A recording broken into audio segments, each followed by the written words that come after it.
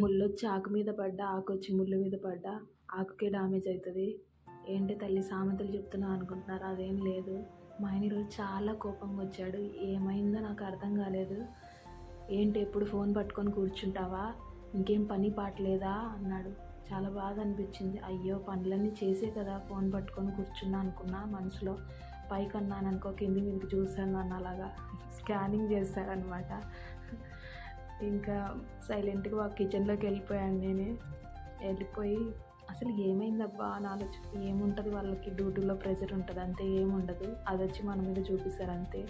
మనం ఫోన్ ఎక్కువ వాడతామా, వాళ్ళ ఫోన్ ఎక్కువ వాడతారా? నాకు అదే అర్థం కాదు. మనం ఏమి యూట్యూబ్లో వంటలు అవి ఇవి చూస్తాం అంతే కదా.